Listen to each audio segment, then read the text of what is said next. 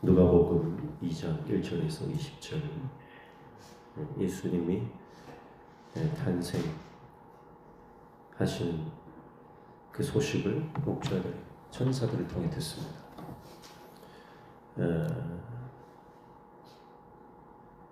1절에 보면 그때에 가이사 아구스도가 영을 내려 천하보다 호족하라 하였으니 가이사 아구스도 카이사르 아우구스투스 로마의 황제 자칭 신입니다. 자칭 신이고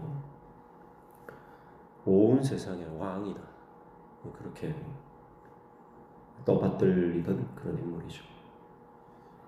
인구 조사를 하는 것은 세금을 걷기 위함이죠.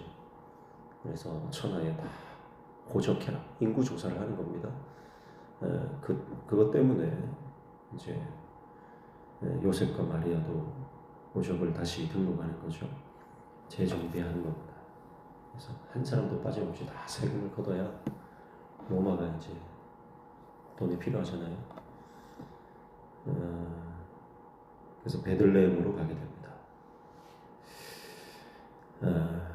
미가서 5장 2절의 말씀에 보면 왕이 베들레헴에서 나신다.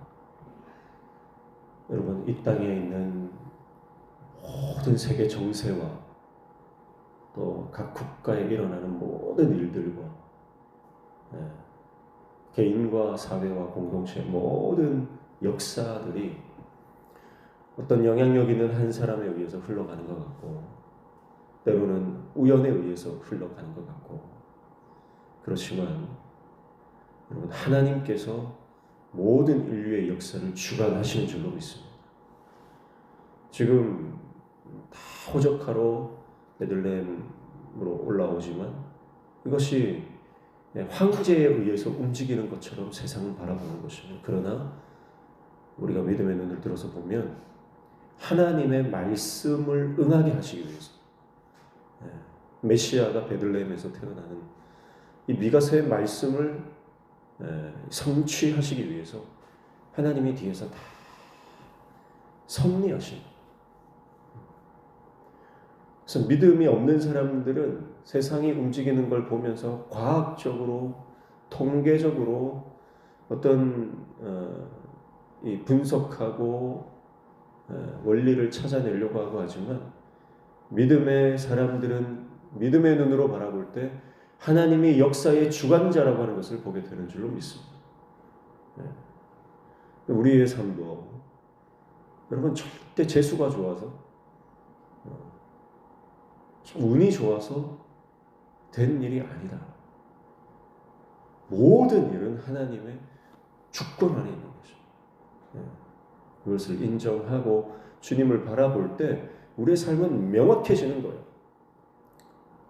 주님 말씀 붙잡을 수밖에 없는 것입니다. 그게 보이지 않으니까 이리저리 갈팡질팡하는 것입니다. 그러나 주님의 그 주권이 보이기 시작할 때 하나님의 역사와 섭리가 깨달아지기 시작하면요 우리 인생은 어디로 왔다가 어디로 가는지 무엇을 위해 살아가야 하는지가 명확해지는 거죠. 그래서 하나님의 거대한 이 구속 사역의 이 섭리의 물줄기가 여전히 흘러가고 있는 것을 볼 수가 있습니다. 그리고 그 거대한 구속 사역의 그 물줄기에 또 한 부류의 사람들이 등장하는데 그 사람들이 바로 목자들입니다. 목자들은 지난번에 얼마 전에 이제 함께 이 말씀을 나눈 적이 있어요.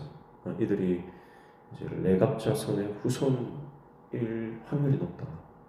레갑 자손. 그들은 모든 요나답이죠. 레갑의 아들 요나답이 어떤 인생에 그는 왕의 측근으로서 권력을 누렸던 사람이고 호의호식할 수 있었던 사람이고 근데 그걸 다 내려놓습니다. 내려놓고 오실 메시아를 기다리며 경건하게 하나님 바라보며 살아가는 그래서 그 요나답의 자기 후손들을 향한 명령을 후손들이 계속해서 지켜나가는 거룩하고 경건하고 그리고 구별된 삶을 살아가는 자손들이었습니다. 그래서 그들은 아마 들에서 목자로서 살아갔을 것이다. 포도주를 마시지 않고 집을 짓지 않고 파종하지 않고 포도원을 소유하지 않고 평생 장막에서 살아라. 인생의 소망을 오직 하나님께만 두고 하나님만 바라보고 인생에 누릴 수 있는 것들 포기하고 들의 목자로서 천한 직업이지만 그것을 감사하며 늘 하나님 나라를 바라보며 살아가는 구별된 믿음으로 결단한 사람들이었어요. 그들의 후손들 가운데 오늘 이 천사에 예수님이 탄생하셨다, 메시아가 탄생하셨다는 이 놀라운 소식을 듣게 된다라고 하는 것이죠. 그래서 이것도 뭡니까? 이것도 하나님께서 예레미야 35장에 말씀하셨던 이 레갑 자손들이 받을 하나님의 그 앞에 설 사람들이 영원히 끊어지지 않을 것이다. 그 말씀을 이루시는 신실하신 하나님의 약속을 성취하시는 하나님의 그 신실하심을 보게 되는 것입니다. 그래서 들에서 양을 치는 목자들에게 우연히 나타난 게 아니죠. 우연히 나타난 게 아닙니다. 얻어 걸린 게 아닙니다. 하나님께서 이 놀라운 소식을 가장 먼저 목자들에게 말씀하셨다라고 하는 것은 결코 우연이 아니라 하나님의 철저한 섭리와 계획과 하나님의 역사다. 사랑하는 성도 여러분, 그래서 우리가 믿음으로 바로 서서 늘 깨어 하나님 앞에 쓰임받는 저와 여러분 되시길 축복합니다. 그러면 이 구속사의 위대한 하나님의 역사의 물줄기 속에서 마리아처럼 선택받는 이 들의 양치는 목자들처럼 하나님의 그 구속사역의 말씀을 성취하는 우리가 등장인물로서 사용되기는 영광을 누린다 라고 하는 것입니다. 영광을 누린다. 오늘 우리 삶의 하루 가운데도 하나님의 역사와 섭리가 흘러갈 것입니다. 그 하나님의 역사와 섭리를 믿음의 눈으로 바라보시고 깨달으시기를 주님의 이름으로 축복합니다. 그러면 우리 인생에 잃어버린 감격이 회복되는 거예요. 잃어버린 감격이 회복됩니다. 그저 몸이 건조하게 오늘 하루도 그냥 살아가며 던져진 인생처럼 그저 던져진 인생처럼 하루를 몸이 건조하게 의미 없이 살아갈 수 있습니다. 그러나 하나님의 이 놀라운 계획이 내 삶에 흐르고 있다는 것을 깨닫는 순간 여러분 우리의 삶은 감격과 기쁨이 용솟음치는 것입니다. 이 복음을 전하지 않고는 견딜 수 없는 목자들이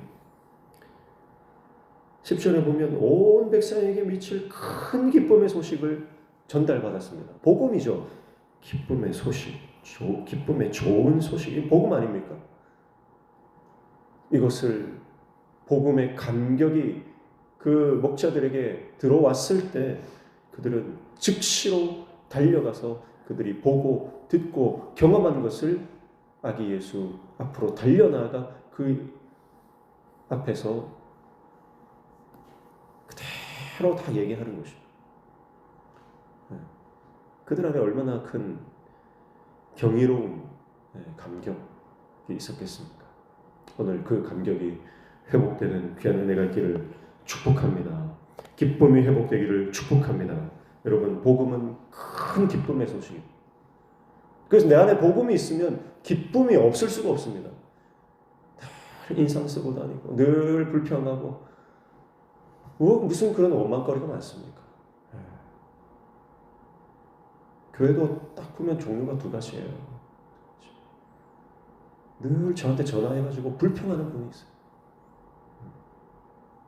근데 불평하는 분은 끊임없이 불평하더라고요. 그러나 힘들고 어려워도 감사하는 분도 있어요. 참 삶을 보면 참 어떻게 저렇게 힘드신데도 이렇게 헌신하고 이렇게 감사하고 이렇게 기뻐할 수 있는가. 도전이 되는 분이 있어요. 도전이.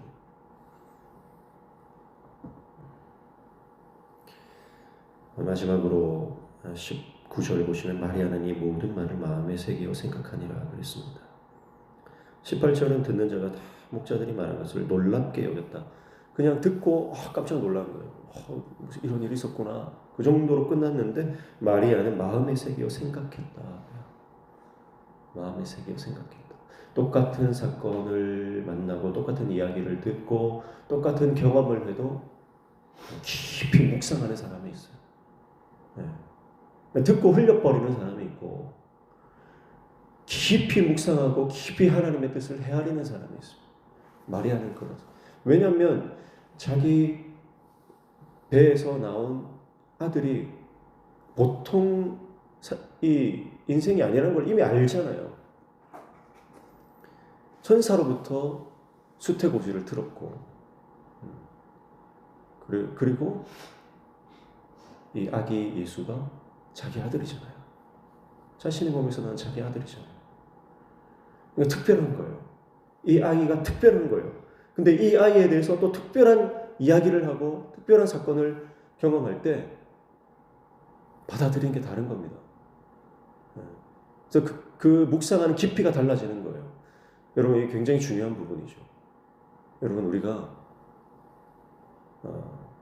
정말 이 어떤 하나님의 역사가 일어날 때 내가 하나님의 나라를 사모하는 만큼 그것이 하나님의 은혜를 누리는 깊이가 되는 거예요. 특별하게 내가 더 사모하고 갈망하고 더 사랑하는 그것이 여러분 우리의 신앙을 결정하는 거예요. 마리아는 다른 사람 그저 놀랍게 여기고 끝났지만 마리아는 그것을 마음에 새기고 생각하는 거예요.